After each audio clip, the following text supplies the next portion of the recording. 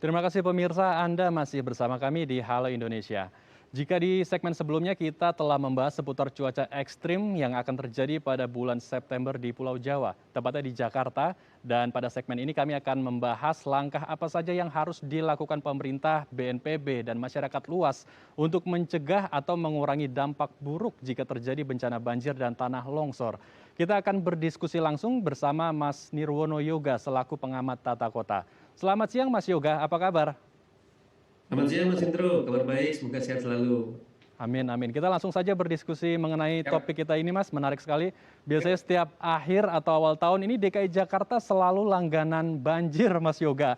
Banyak pihak menyebut kalau normalisasi waduk atau normalisasi kali ini menjadi salah satu solusi yang bisa membebaskan Jakarta dari banjir. Apakah benar demikian adanya, Mas Yoga? Atau sebetulnya di balik ini semua ada permasalahan-permasalahan lain yang belum dilirik oleh pemerintah dan masyarakat setempat?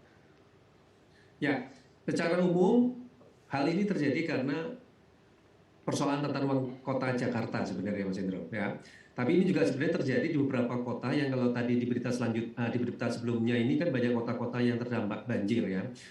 Awalnya semua dari tata ruang wilayah tersebut yang tidak dilakukan secara dengan tepat ya atau benar. Nah, konteks Jakarta untuk pembelajaran misalnya. Secara umum ini kan banyak sekali daerah-daerah yang sebenarnya daerah langganan banjir dulunya merupakan daerah resapan air. Ya, jadi sebenarnya tidak mengherankan atau merupakan bagian dari konsekuensi logis sebenarnya pada saat kita membangun perumahan atau pemukiman di daerah yang memang merupakan daerah resapan air. Apa itu? Misalnya daerah pemukiman di bantaran kali ya. Kemudian daerah-daerah yang merupakan cekungan ya, yang dulu merupakan daerah rawa-rawa, merupakan daerah situ yang kemudian diuruk menjadi pemukiman yang sebenarnya merupakan daerah parkir alami. Jadi kalau kami amati dalam 20 tahun terakhir ini tidak ada hal yang baru bahwa kawasan yang rentan banjir atau langganan banjir itu sebenarnya memang kawasan yang merupakan daerah parkir alami. Jadi ini yang harusnya menjadi PR bagi pemerintah, baik pemerintah pusat maupun pemerintah daerah atau pemerintah DKI untuk serius membereskan masalah banjir ya. Artinya di sini tata ruangnya harus dibenahi. Satu, contoh paling mudah umpamanya Kemang ya, Mas Hendro ya. Kita tahu Kemang, Kelapa Gading misalnya ya, daerah Petogokan ya. Terus kemudian kawasan-kawasan Green Garden misalnya. Ini kan daerah-daerah yang sebenarnya setiap tahun pada saat puncak musim hujan terutama itu selalu terdampak banjir. Dan ini sayangnya daerah-daerah yang memang daerah-daerah tempat daerah parkir alami begitu. Jadi ini yang harusnya menjadi catatan bagi Pemprov DKI. Misal ada 4 yang harus dilakukan. Kalau serius tadi ya, sungai memang harus benahi, tetapi bukan satu-satunya solusi ya. Secara umum harus ada pembenahan sungai, betul ya. Kita punya 13 sungai. Jadi kalau 13 sungai dibenahi, itu perkiraannya sekitar 30% masalah banjir bisa ditangani ya, bisa diatasi dengan baik. Karena sumber utama kita itu sebenarnya banjir kiriman dan itu terdampaknya di sungai. Ya, dan ini sudah dibuktikan di awal tahun 2021 kemarin sebenarnya. Kedua, yaitu perbaikan atau rehabilitasi saluran air ya, yang ini berdampak terhadap saluran air kita yang sudah tidak memadai dalam 100 tahun ke depan ya. Kalau sekarang ini kondisi curah hujannya sudah tinggi. Ini juga bukan hal baru ya, dan ini sudah terbukti di awal tahun 2020 kemarin, yaitu banjir lokal karena saluran air drainase kita masih tidak berfungsi dengan optimal. Ketiga, yaitu revitalisasi situ Danau Embung Waduk ya, kita punya 109 yang harusnya juga dikeruk, diperlebar, ditata seperti Taman Waduk Pluit misalnya. Untuk apa?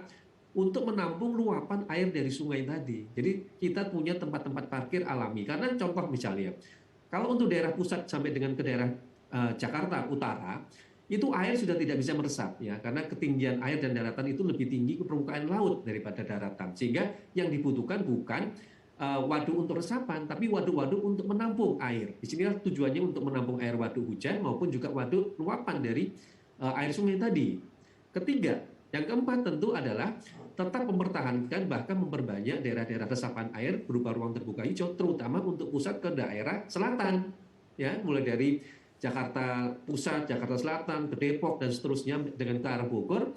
Yang dibutuhkan adalah daerah-daerah resapan air lebih banyak, sehingga saat hujan turun semua diresapkan, sehingga yang keluar ya ataupun yang terbuang baik di saluran air maupun ke sungai itu bisa diresap dengan maksimal. Akhirnya banjir juga bisa dikurangi atau diminimalisir dengan signifikan, Mas Andrew. Baik, itu dia ya poin-poinnya. Lalu kalau kita Ya, berbicara tentang tata kota atau roadmap maksud kami, ini dalam ya. waktu singkat karena kita udah memasuki akhir tahun, Lalu apa yang Ya, sebaiknya dilakukan oleh pemerintah dengan cepat, dengan sigap, agar masyarakat ya bisa ikut berpartisipasi, mengurangi dampak buruk jika nanti ada terjadi banjir langganan di akhir tahun atau betul. awal tahun, Mas Yoga? Ya, ada dua. Ini saya bagi dua. Jangka pendek dan jangka panjang. Jangka pendek kita hanya punya waktu 3 sampai 4 bulan ya memasuki puncak musim hujan ya. Apa yang bisa dilakukan? Tadi disebutkan oleh Mas Farid ya tadi ya. Contoh paling mudah adalah lihat lingkungan sekitar kita ya. Lingkungan sekitar kita tuh apa yang dilakukan? Terutama pembenahan atau pembersihan saluran air. Itu paling mudah yang bisa dilakukan oleh masyarakat dan warga sekitar. Kedua, pastikan bahwa perumahan ya, terutama pemukiman yang dekat dengan bantaran kali yang ada tanggulnya. Pastikan tanggul-tanggul sekarang ini dalam kondisi prima atau baik, tidak ada retakan apalagi bocor. Kalau ada, segera laporkan ke kelurahan terdekat ya untuk segera diperbaiki atau ditindaklanjuti oleh suku dinas sumber daya air untuk wilayah tersebut ya. Mumpung masih ada waktu 3 sampai 4 bulan ke depan. Yang ketiga yang tidak kalah penting, segera koordinasikan antara pihak RT RW, kelurahan dan kecamatan, terutama di daerah yang rentan banjir, yaitu tempat-tempat evakuasi bencana ya. Sehingga kita tahu pada saat nanti hujan umpamanya, warga dapat mengetahui kemana mereka harus evakuasi. Karena jangan lupa, ini masih di masa tengah pandemi COVID-19, Mas Endro. Jadi tidak bisa tempat evakuasi yang disediakan itu seperti sebelum pandemi misalnya. Karena di situ ada prokes yang harus diterapkan dengan ketat di tempat-tempat evakuasi bencana. Nah, itu jangka pendek ya. Tetapi yang perlu saya garis bawahi, itu tidak menyelesaikan masalah banjir ya. Karena ini tindakan sesaat untuk mengatasi banjir, menghadapi banjir yang tinggal 3-4 bulan. Lalu apa yang dilakukan? Maka jangka panjangnya yaitu sudah bisa diketahui bahwa yang saya sebutkan, lokasi-lokasi rawan banjir ini merupakan daerah-daerah resapan air. Tentu harus ada tindakan tegas dari pemerintah bagaimana solusinya tadi. Misal, kalau daerah yang merupakan cekungan ya, tentu penyediaan pompa, perbaikan lingkungan, dan juga penataan rumah tidak akan menyelesaikan masalah. Maka yang bisa dilakukan adalah merelokasi pemukiman ke rusun terdekat misalnya. Ini juga berlaku di daerah pemukiman yang dekat bantaran kali, tetapi tentu harus secara bertahap ya. Ada kepastian kapan mereka akan dipindahkan, kemudian rumah susun terdekat mana yang mereka bisa pindahkan. Ini perlu disosialisasikan kepada warga yang menjadi langganan banjir. Misalnya semalam kami melakukan sosialisasi rencana detail tata ruang ya ke beberapa lokasi yang notabene merupakan dengan banjir, terutama di Kali Pesanggerahan ya. Ada 4 sungai yang menjadi catatan kami harus dibenahi. Kali Ciliwung, Pesanggerahan, Angke, dan Sunter untuk wilayah DKI. Nah, ini perlu disosialisasikan kepada masyarakat. Bagi masyarakat yang tinggal tepat di bantaran kali, maka pilihan paling realistis adalah merelokasi sehingga sungai bisa diperlebar, dikeruk, dan membuat kapasitas sungainya menjadi baik. Tentu harus disediakan rumah susun terdekat. Nah, tetapi kalau kondisi rumahnya sesuai dengan peruntukan, kemudian jauh dari sungai, maka perlu dilakukan peremajaan kawasan, Mas Hendro. Misal, umpamanya di situ disediakan sumur resapan air, kolam penampung air ya, sehingga banjir bisa ditekan seminim mungkin. Jadi langkah-langkah ini yang harusnya dilakukan oleh Pemprov DKI secara bertahap. Memang tidak mungkin banjir diselesaikan dalam waktu singkat, tetapi ada kepastian penyelesaian banjir tadi dilakukan secara bertahap setiap tahunnya. Misal, umpamanya kawasan-kawasan yang menjadi langganan banjir tahun depan itu berkurang berapa persen misalnya. Nah, ini merupakan proses kemajuan atau progres keberhasilan dari kinerja pemerintah dalam mengukur penanganan banjir tadi, Mas Indro. Baik, itu Ya, dia kira-kira itu.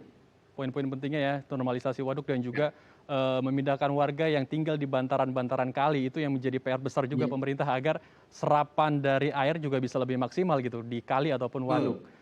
Baik, kalau kita berbicara sedikit mengenai ruang terbuka hijau ini juga menjadi salah satu resapan air yang sangat memiliki dampak besar ya dalam musim hujan, Ya, terutama akhir tahun ini. Kalau kita melihat ya, RTH atau ruang terbuka ya, hijau yang ada di Jakarta ini masih kecil sekali, kalau tidak salah 10% ya, dari targetnya itu, kalau tidak salah, betul. koreksi kami kalau salah Pak Ya, Nirwono, 30% Mas. target besarnya. Tapi Ya, kita masih 10% atau 9,9% kalau tidak salah. 8%. Ya, Iya, betul, lalu betul. bagaimana? Ya, Apakah ini benar-benar bisa terrealisasi target 30% itu? Mengingat ya sebentar lagi akhir tahun nih akan langganan lagi ya, banjir di Jakarta. Gimana Mas Yoga melihat ya. ini? Ya, ini yang tadi saya sebutkan ya. Maksudnya begini, kalau memang banjir menjadi masalah utama dan menjadi prioritas, harusnya salah satu PR kita adalah memperbanyak ruang terbuka hijau sebagai daerah resapan air ya.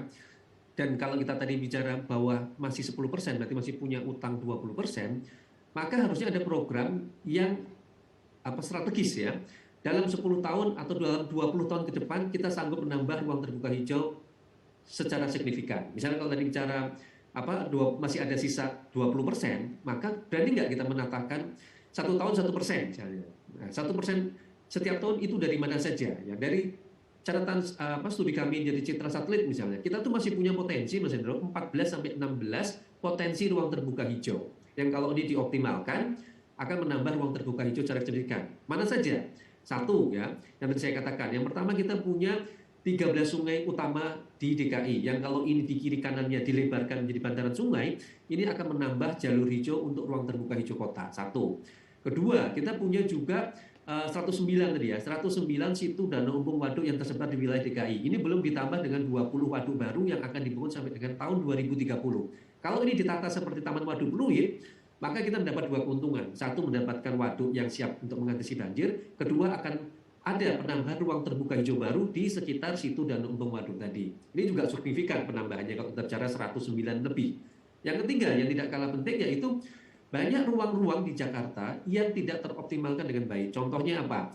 Ruang bawah jalan layang dan jembatan layang. Ini kan belum dioptimalkan. Kalau ini dihijaukan, ditambah sumur resapan air, ini justru akan membantu menambah ruang terbuka hijau plus juga daerah-daerah untuk peresapan. Ketiga, yang keempat juga kita punya bantaran rel kereta api ya yang masih belum diolah dengan maksimal. Kita punya 13 koridor utama rel kereta api kita. Yang kalau ini di kiri kanannya juga dihijaukan juga menambah ruang terbuka hijau. Jadi banyak terobosan yang bisa dilakukan tanpa harus membeli lahan baru. Karena kendala utama kita selama ini adalah harus membeli lahan baru. Padahal yang tadi saya katakan, lahan-lahannya sudah ada, tapi terabaikan, tidak dikelola dengan baik. Nah, kalau ini dikelola dengan baik, ini justru menambah luasan ruang terbuka hijau secara signifikan. Yang tadi saya katakan, kita punya potensi 14-16%. Luar biasa sebenarnya. Kalau itu ditambahkan dari 10 sama dengan 14% aja, berarti kita sudah hampir lebih dari 24% kan. Nah, ini yang harusnya kita kejar. Dan itu perlu saya catat, lebih mudah direalisasikan karena kita tidak perlu membeli lahan, Mas Hendro. Karena lahannya ada, tinggal bapaknya tadi. Kalau kita bicara di bawah rel jalan layang, ini kan kerjasama dengan Jasa Marga dan Bina Marga, gitu kan? Kalau rel kereta api kiri kanannya berarti kerjasama dengan PT Kereta Api. Jadi lahan-lahan yang selama ini tidak terkelola, tinggal kita lihat siapa pemiliknya dan kemudian kita kerjasama dengan pemilik lahan tersebut. Baik, kita harapkan. Di situ. Baik. Kita harapkan Mas Yoga ini pemerintah pusat juga mendengarkan diskusi kita pada hari ini sehingga bisa bersinergi dengan pemerintah pusat lainnya sehingga bisa saling bekerja sama gitu ya, bersatu padu untuk bisa menyelesaikan gitu bencana banjir yang biasanya terjadi di awal tahun ataupun akhir tahun ini. Terima kasih Mas Yoga telah bergabung bersama kami di Halo Indonesia. Terima kasih Pedro, semoga bermanfaat. Sehat selalu. Baik, sehat-sehat terus Mas Yoga.